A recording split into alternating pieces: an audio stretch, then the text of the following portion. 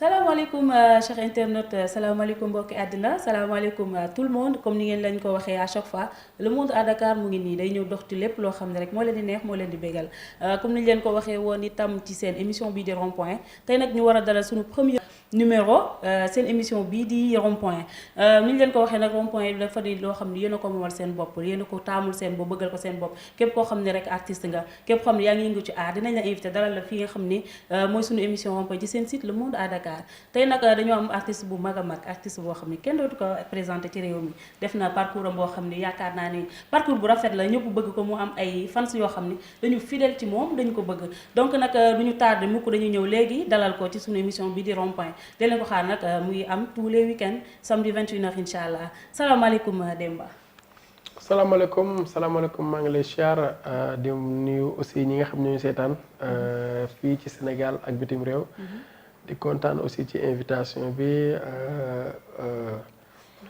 Kumbis ak ki nga xamante ne aussi mooy équipe bi nga xam ne moom ngeen àndal ak le monde à Dakar donc di leen remercier aussi encore ci émission bi parce que vraiment maa ngi seet ñu def affaire bu rafet donc di nuyu sama mbokku alpulaar ya an kala bi mbiimi wiima mi salminimo waaw ne da ko bandum daal laay dégg foofu kon waaw mënta ñàkk mënta ñàkk képp koo xam ne rek yaa ngi ñuy seetaan kon ñu ngi lay nuyu bu baax a baax Demba mu ngi lay nuyu di nuyu mbokk alpulaaram yëpp Demba dañuy dugg suñu première question bi nga xam ni moom la ñuy laaj Demba naka lan fan la cosaanoo Demba ba dugg ci musique ñëw ba Dakar lan mooy cosaanu Demba.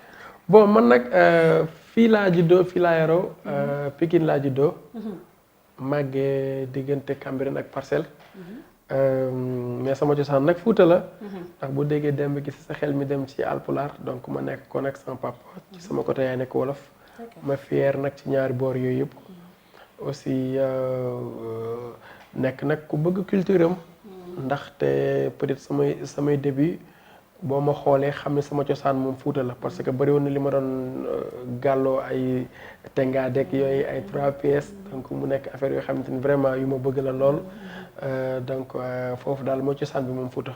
cosaan bi daal Fuuta la Demba daal ñëw Dakar pour topp benn carrière bi nga xam ne mooy carrière musicale gis nañu musique bi temps yi mu bëri coow lool rëbb gars yi di xëccoo concurrence boobu noonu noo gisee nga xam ne yu gën ci ràññee tamit kii di Wally Seck ak Sidy Diop Demba naka la gis ak sa relation ak artistes yooyu doon.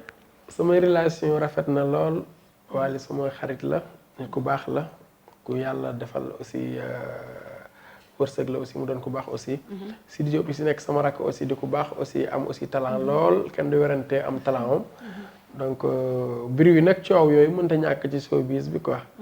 c'est normal parce que coow musique bi ak coow ñoo ànd. musique ak coow ñoo ànd Demba pourquoi boobu léegi suñu yoo tamit nga def coow yoo xam ne yaa ngi bousculade ak sa gars yi di xëccoo ak ñoom. non man nekkuma ci ay coow nag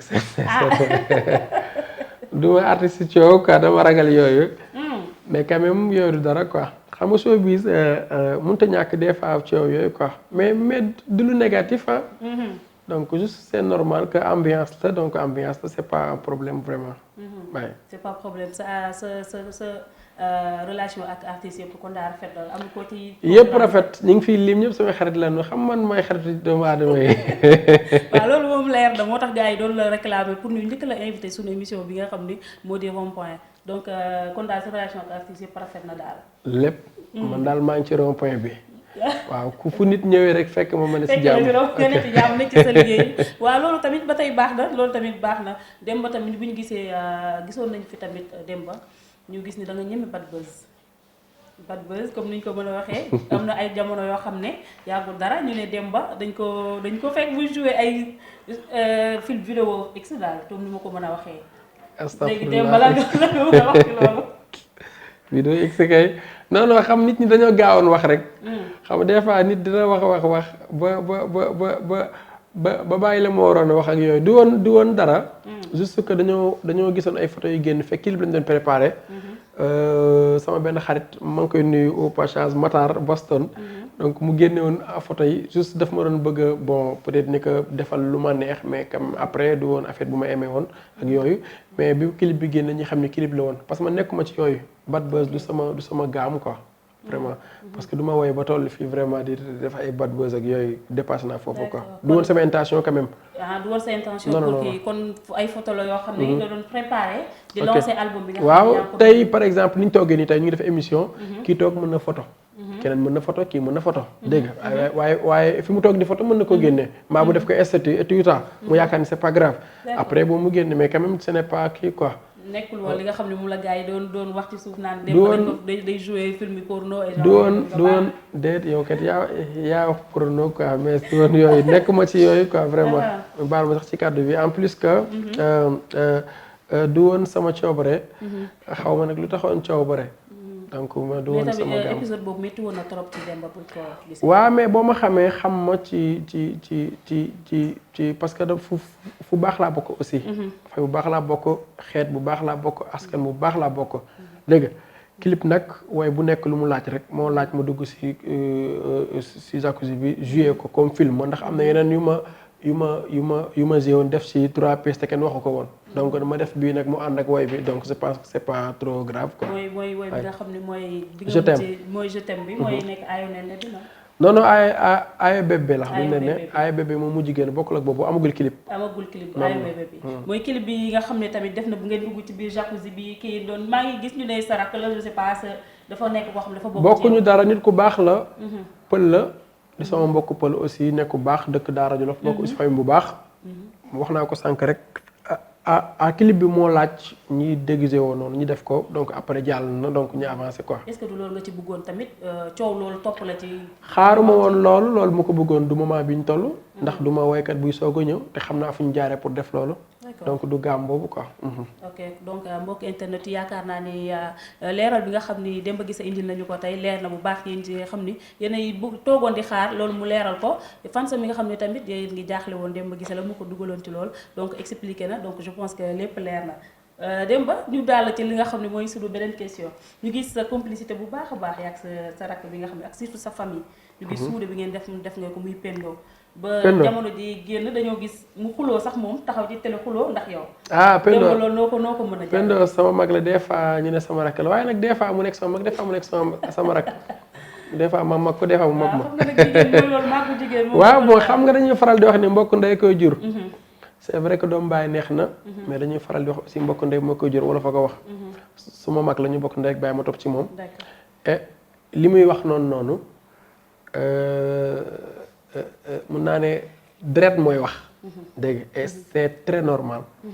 parce que mënoon nañu bokk ndey ak baay te neexoowuñu te demeewuñ noonu ndax am na fi.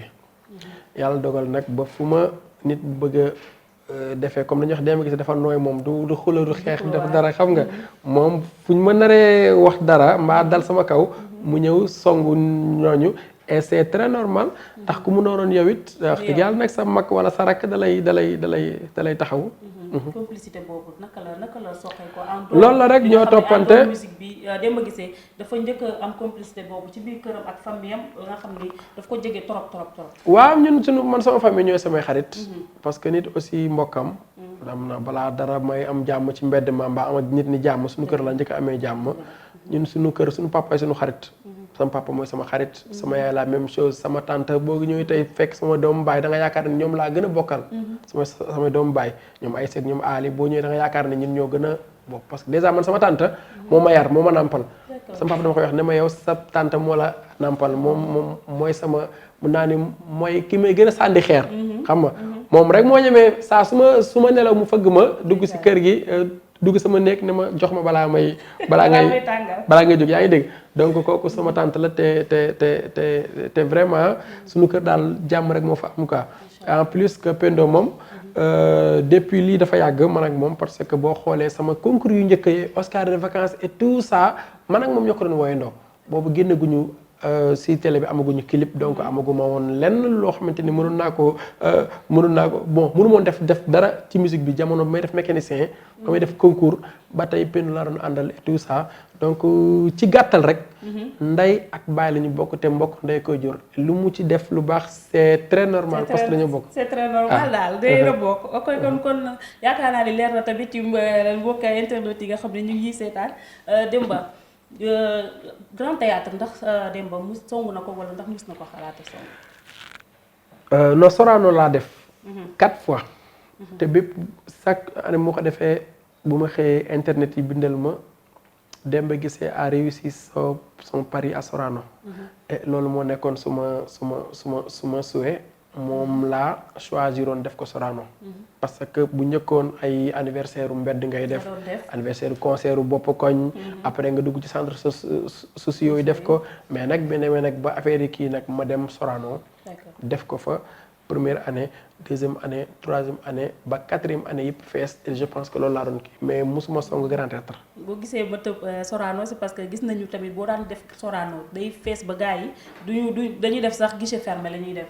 loolu moo tax ma tëb Sorano pour xool ndax Demba Guissé am na envisage boo xam ne dina dem Grand Théâtre mais ak corona bi ni yaakaar naa ni dem Grand Théâtre du yomb donc corona bi ñoo xam ne dugg nañ ci naka la def ci nan la impacté ci sa liggéey. impacté na partout. du suñu secteur kese secteur yëpp képp kuy liggéey. nga nekk fii nga nekk bitim réew nga nekk beneen dëkk impacté na la parce que bon mun naa ne économie àddina bi la laal. donc tey secteur bi yëpp ko yëg rawatina nag ñun ñi nga xamante ne vraiment ci mbooloo lañu bëgg di liggéeyee suñu liggéey noonu lay demee et bon sentir nañ ko yëg nañ ko. mais quand même sant yàlla rek nangoo ko noonu parce que bon ni mu ñëwee rek bu ñu ko nangoo noonu xam ni yàlla moo ko indee noonu donc du nekk problème quoi. mais laal nañu bëri mais booy xool dafa mel ni ñi yëngu ci wàllum culture ñi ci ñu mën ci tudd sax musiciens yi parce que ñoom ñoo doon def ay activités di dem Grand Théâtre Sorano di dajaloo ay boîte ay soirée donc laal na ñëpp mais dafa mel ni yéen la gën a touché. waaw surtout da ngay artiste da ngay année bi da ngay laal sa programme de année bi lii waaw mais corona ñëw yàq lépp. lu may wax rek sikki mu lakkandoo waaye ñun ñoo ci gën a xëmle parce que tey mënatuñu def suñuy programme ma nekk ne si année bi waroon na fekk ma nekk Sorano du moins def sama anniversaire période bii waroon na fekk sax ma def ko ba pare donc moment bi waroon na fekk nag vraiment nag ma tiitaru parce que dañ fekk jàll na affaire yi réussir na fees na xam nga xaalis bi dugg na et tout ça xam nga mais quand même yàlla dogal bon corona ñëw na waaw te nag bi ci gën a garaaw bi ma ci gën a kiyal son programme yi nekk à l'extérieur parce que amoon naa ay dates yu bari yu ma waroon def entre France biir France Mantes-la-Jolie Lyon ba Bruxelles ba Paris ba Suède. kon corona moo la yàqal lii ah bien sûr ba fi may wax ak yow nii. bu corona jeexoon tey nii nga invité ma suba ma wan la affiche yi programme pour wax lu nekk ne ba tey maintenir nañ dates yi amoon rawatina nag bi am Espagne tax mu gënoon ma neex mooy que.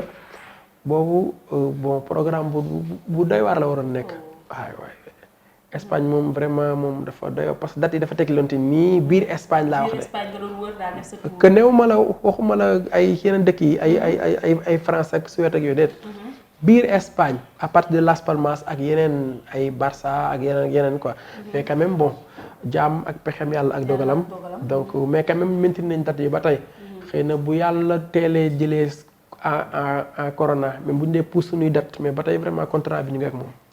contrat bi ba léegi yéen ak moom dañuy ñaan yàlla kon corona gaaw jeex na wax dëgg fa yàlla parce que ñëpp sonn nañ mais je pense que artistes yi ci boppam ñoom ñoo ko gën a yëg ñoom ñoo ko gën a sentir parce que li nga fi lim yëpp war a dem ci dëkk yu bëree bëri corona tax empêché la ko ba nga xam ne mënoo fa dem donc dañuy ñaan yàlla corona gaaw jeex noo gisee tamit vaccin yi nga xam ne dugg na te corona bi nee nañ vaccin yi moom moo koy prévenir. non xam nga vaccin mënuguma ci prononcer.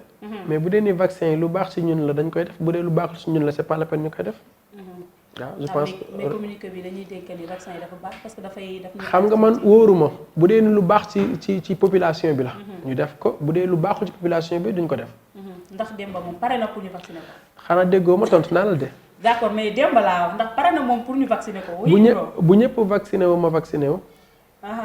xam naa nag du ma ko njëkk a def nag du ma may première personne du ko nar def moom loolu moom leer na ma moom. mais Demba nag vacciné yi nag tamit. xanaa déggoo ma bañu ma ko de. bañoo ko waaye bu ñëpp bu Sénégal yëpp di vacciné wu. ma vacciné wu. bu Sénégal yëpp vacciné wul du ma vacciné wu. doo vacciné wu je pense que loolu kenn du ma stop.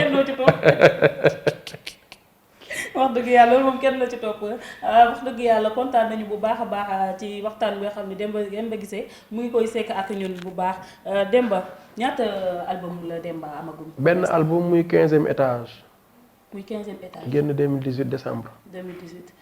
bañ la déggee ba tey yaa ngi doog a def album ñaata son moo nekk ci album bi. 15 morceaux 15 ans de carrière mu demoon ci 15 millions d'habitants yi en 2018. répété waatal. 15 morceaux. 15 morceaux. 15 ans de carrière. 15 ans de carrière. mu dem ci 15 millions d'habitants yi nekk ci 15 millions d'habitants yi nekk ci. yi ne ci monde parce que tey boo nekkee am ku ma ko defal keroog émission mu ne ma da ngaa fàtte 16000 mën na ko déet defal ndànk. déet defal ndànk nag ñu ngi toll ci 21e siècle. lu ma wax lu ne am na fu ma ko teg. bi ñuy def 15 millions d'habitants bul fàtte nekk diaspora bi yëpp ay sénégalais lañu. donc jékki-jékki mu rek jàpp tur déedéet. 15 millions d'habitants yi parce que diaspora bi ñu ngi bokk ci les sénégalais yi nekk ci extérieur bi yaa ngi dégg. 15 millions d'habitants laa la wax 15 ans de carrière. ak mu dem ci 15 millions d'habitants yi. tudd 15e étage ma def ci 15 morceaux ci biir album bi. pourquoi 15e étage. waaw parce que ki album bu ma doon def moo toll noonu nekkul ki albumu bu ndaw double album la. double album 15 morceaux donc. 15 album bu ndaw waaw c'est vrai que ni 15 morceaux tamit du lu ndaw. parce que album normal tey mën nga def 6 morceaux. donc man nag romb naa 6 romb naa 10 romb naa 13 romb naa 14 dem naa 15. yan soo nga def ci biir 15 morceaux yooyu nga xam ni moo la ci gën a neex nga limal ñu ci 3 yoo xam ni malgré que ni yëpp dalay neex. yëpp ay neex mais nga limal ñu 3 yoo xam ni rek day doon li nga xam. bokk na ci morceau. pour wax la nag comme que bu njëkkoon dama génnoon jàmm mu nekk sama premier morceau nit ñi bëggoon ko mu ngi ci biir 15e étage. mu ngi ci 15e étage. ok parce que aussi génnul woon ci album single la gën. donc damaa jël ñooñu waaye nag indi nag ay morceaux yu bees tàq yoo xamante ni xam nga yu bees tàq ci paquet. d'accord boole ko ci mu complété nekk 15 morceaux. léegi ci bees tàq loolu lañ bëgg nga may ñu ko ñun en exclusivité ci le monde à Dakar franchement Demba ñu ngi lay ñaan lool sa fan si tamit yaakaar naa. bon xam nga après 15e étage bi. après fiir xam nga man mi ki ma doon xam boobu ci fiir la woon. ci fiir ok boobu fiir la. mën naa ni boobu bokk na ci bu gën a fës ci morceau bi. mu génnee ci 15e étage bi ci laa soog a génnee morceau bi muy AEBP parce que bokkul ci album. bokkul ci album bi ok single à part la. single à part ok donc c'est quelque chose boo xamante vraiment mën naa ni que am na sax ñuy wax ne que ñu naan ma yaa ngi soog a woy am ñu ma ne non mais morceau bi mënatoo ko. non dafa dee. man leen nag non monsieur je suis pas d'accord parce que man woy naa lu dàq AEBP. mais bi nag dafa ñëw fekk dafa ñëw tombé ak xale yi li nga xam ne moom lañ doon wër. ok yow ma gisee nga indil leen ko. ok seen gaam bi ñu soxla si diapason bi ñu nekk ma woy leen loolu xam nga wax dëgg yàlla nag woy naa lu ëpp importance. même ci côté bind ka AEBP mais nag lu nekk ak jamono. lu nekk ak jamonoom loolu dafa leer parce que bu ñuy xool parcours Demba Guissé woy na yoo xam ne woy yi nga xam ne dafa am importance bu baax a baax mais gars yi ñoo xëcc rek aayu ne bi mu neex leen naka la dikkee ba nga bind aayu. bon man nag su may bind wooy des fois damay base ci refrain bi. parce que des fois su may bind wooy dama koy testé ci xale. su ma dee lu xale mën a woyantu rek boo ko woyee mën naa neex quoi jarul mi metti bind naa woy bind naa façon bind bu nekk mais bii ampleur bi mu def. que am na ñu wax ne que moom moo ëpp ampleur que yeneen yi. mais nag bu ñu fàtte aussi dafa tombeek moment TikTok. moment Instagram ak yooyu donc il faut aussi ñu xam loolu suñu morceau jàmm bu muy gën TikTok amul. Facebook kese moo amoon. xam nga donc yii yëpp léegi la xew WhatsApp léegi la xew et tout ça. donc c'est vrai que am na côté bu mu ñu yàqal suñu côté musique mais am na côté bu mu defaralee ñun moom mooy côté bi nga xamante ne mooy ñi TikTok affaire bi mën naa ne tey TikTok mën naa ne à 75% moom moo def ampleur sama morceau AEBP. ok mais quand même ñun côté WhatsApp bi mu ñu yàqalee suñu musique mooy. mënutuñu génne album mu dox parce que koo ko envoyé par WhatsApp vraiment amatul soxla dem jënd ji album ci morceau bi. d'accord kon daal yéen itam artistes yi li leen sonal bëri na nag. pirate jàll yow pirate romb na léegi yéen a ngi TikTok waaw xam nga boo toogee fi nga toog nii. sa téléphone léegi bu album diw génne wala single génne fi nga toog léegi dama xam. waaw léegi boo ko amee di nga dem ba rond point Liberté 6 naan waa ji jaay ma kii donc loolu. d'ailleurs yi ñu jaay foofu sax yi jaay si tali beeg oto yi yëpp ay pirate la. dégg pour nga am affaire il faut nga dem ci maison ba direct wala ñu ne la lieu sangam na xam nga mais fi nga toog léegi ñu envoyé la 15 morceaux yëpp sa téléphone. donc daal kon dem leen jënd album yi daal bàyyi téléchargé yi kon. non léegi sax njaayam album du ma ne amul fii Sénégal ñi koy doxal mais bariwul. ci musiciens yëpp nag xam nga fan lay baaxee benn côté album yi ngay génn yu bari sa propre nit baax rek ñëw jënd 1000 exemplaires may ko ay mbokkam wala may ko xarit yoo fan si diw jënd pour bëgg la jàpp yaa ngi dégg mais jóge fii rek jënd 10 album nii parce que en fans la boo dafa bareetul moo tax des fois am na artistes yu def dañuy jël seen fans yi ne dañu jaay ki album sangam donc fans club yëpp ku si nekk jënd 5 après mayewaat ko et tout ça sinon am na beneen côté boo xam ne moo gën a nice mooy moo gën a mu ngi ciy dox man def naa ci album man def naa sama album bi muy plateforme yi. ok du ma nag def publicité yooyu mais plateforme yu bari dañ fay jël man defoon naa ko si début bi mais après dindiwaat naa ko parce que dafa am yoo xamante ni bu fa xasee ba dugg yow en personne mën nga bañ am accès wu ce qui bu fekkee maîtriser wu ma ko comme man maîtriser wu ma loolu woon trop mais quand même dugal naa ko ba jot ci tuuti xaalis parce que dañ ko jaay en ligne quoi yaa ngi nekk extérieur tey da ngay dugg rek tapé après nga dugg ñu jël ko sa carte ay tout ça xam nga noonu ngay jëndee quoi mais quand même bariwul nag ñu def aussi loolu parce que système bi c'est un peu compliqué bu fekkee ne que maîtriser wu ko quoi. d'accord mais tamit bu ñu gisee ni moo tane tamit. moo tane plateforme yi moo tane. kon yàlla baax na dañ leen di ñaanal franchement corona bi jeex ku ci nekk delluwaat ci say activité ba nga xam ni plateforme bi yooyu yëpp di ku nekk di nga mën a gérer sa activité tranquille kon nag Demba dañuy jàll suñu rubrique bi comme ni leen ko waxee rubrique bi dafa émission bi dafa am rubrique boo xam ni mooy mon niveau en français. mon niveau en français. léegi dañoo war a xam moom Demba Guissé niveau français am Demba Guissé bi muy jàng école ndax il était terrible ndax ku mënoon jàng la wala daw kotu jàng la da doon am ay notes yu baax waaw wala déet Demba ayca si mon niveau en français. ah tubaab ngay waxal nii de on y va. ayca. niveau français. sama niveau dañoo xam ban niveau nga am. ban école nga yamale quoi parce que artistes yi dañuy gis lu bëri. ñoom fi ñu yam mooy CM2 classe gooy. man amaguma bac nag bon. mais quand même bon jege naa tuuti man maa ngi woon ci lycée yu mag yi nag parce que nag ndaanaan ngay waxal nag ku dégg tubaab ngay waxal ku mën a jàng intellectuel moo toog nii sa wet. dégg nga loolu ah oui. loolu dinañ ci xam léegi. man bokkuma ak kii de genre booy Pape Birahim yooyu sama booy yooyu nga xamante ni xam nga. yaa ngi clash Pape Birahim dina ñëw toog. il faut mu ñëw dina ñëw te dina il faut ngeen ñëw ko te dama bëgg ngeen ko invité na def émission en français. ok. kon Pape Birahim dafa bëri titre ñu ngi leen ko fii mu def émission en français. daf lay clash instant nee na yow jàngoo déggoo français dinañ la invité fii nga ñëw toog nga démentir sa bopp tamit. xam naa ce qui sera émission bi dina ma saaga xam naa loolu mais jégal naa ko. non mënul ñàkk faaw mu ñëw. ok non dina ñëw incha allah. léegi Demba yan note nga daan am note bi nga xam ne da nga ko amoon boo xam ne da nga yàkkamti ñëw. non man nag du ma la nëbb. man côté CI. laa gënoon. parce que demoon naa bay jël ay xaw naa jege ay 4e xaw ma ay 6e daal côté yooyu daal man daal gënu moon si 10 premiers yi. dégg nga 10 premiers yi. bi ma demee ba lan parce que amoon na sama benn ndeysaan sama benn xaritu yaay nu mu doon woowee député. waaw kay parce que dafa ma waroon ñaan yàlla mu nekk député. ana maire boobu mbal ndax mi ngi lay gis. non xam naa mu ngi gis xam naa aussi doomam sax mu ngi ci showbiz yi. yaa may donc. pour wax la tuuti ni que boobu temps daal xawoon naa tàng nag ci kii bi quoi xam nga mais bi ma demee ba CM2 affaire yi commencé compliqué parce que dama bëggoon ay tëgg ak ay woy ak yooyu xam nga yooyu aussi bokk aussi lu yàq tuuti ci sama jàng mais quand même nag nekkuma nag vraiment nag comme yenn artistes yi nga xamante ni vraiment liiral ma la ñuy wax wala kan man yow bu ñu defoon émission bi en français nga daan mën nga waxal de. loolu dafa leer mais wax ñu ban classe nga yem. bon c'est SD moom ba 6e waaye itam bàyyi dugg si. dégg nga kon kan yéen kon Demba yow classe góor ñi nga yem CM2. mais 6e moo gën CM2 parce que CM2 moom nag xam nga ñu bëri fa la ñu kii man maa bëggul di yem ay CM2. yaa bëggul di yem CM2 ok même si su fekkee yem nga fa sax mais bëggoo di fa yem. ok est-ce que aw ma entrée en 6e ma bàyyi. parce que vraiment Demba dinañu gaañ ban anecdote lan nga ñu mën a nettali ci sa parcours bi nga nekkee école xam ne loo xam ne boo ko xalaatee da ngay ree loo xam ne daal defoon nga ko sa bi ngay jàng. non en 2000 ak kii CM1. dama redoubler. au lieu ma taxaw place ñu passé ma dem ñi redoubler ma dem taxaw place ñu passé.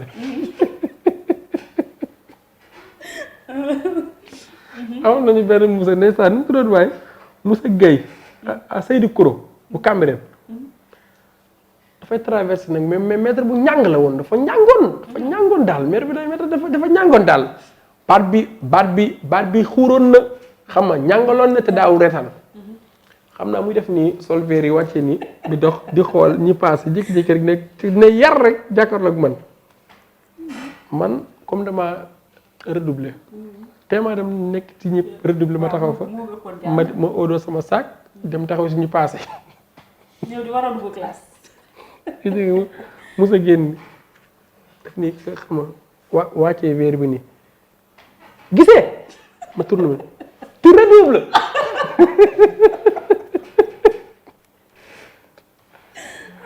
loolu daal a fàttaliku daal ci loolu daal à part loolu nag man genre man daal suñu waa classe man genre comédien la nekkoon suñu classe quoi. ba nee ba CM2 parce que xam nga ba yàgg doo bëgg ci jàng bi.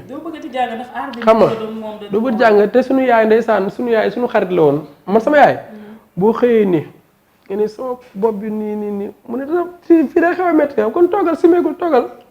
moo amu ci kersa même mécanicien man sama yaay moom doomi xam naa ni ku ci réussirul ci jàng moom la da ngay xëy ne ko nii suñu maître nii seen maître la dóor day dem li ci loolu waaw sama bopp day métti sama loxo bi fii dafa xoosi nii ma ne kon toogal tegal saak waaw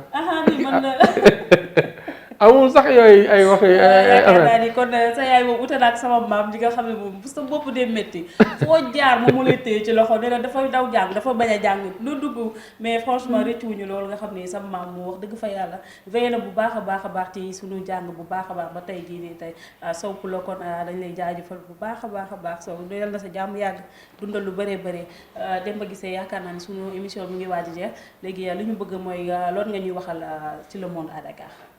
Le Monde à Dakar maa ngi kontaan vraiment ci loolu parce que gis naa liggéey bi am na solo.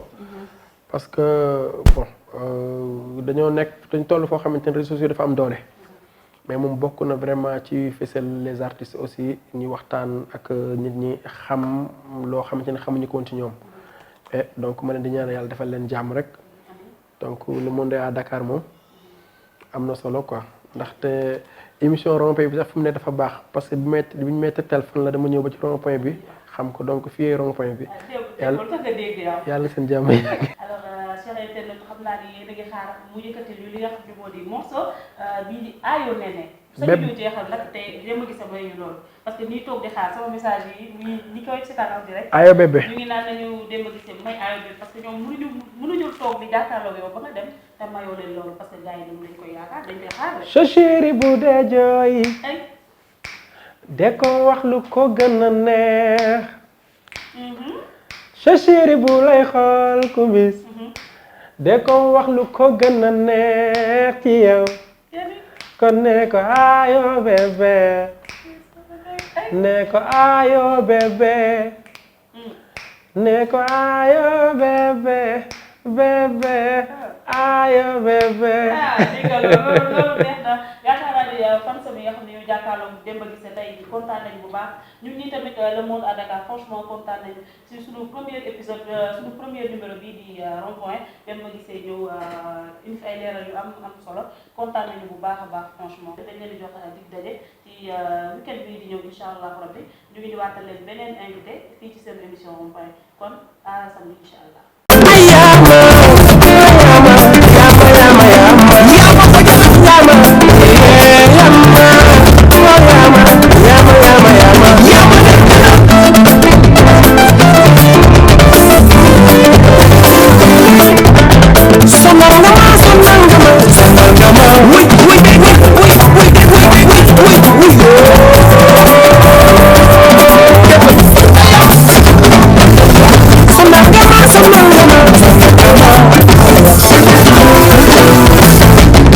Cherchez les boulets,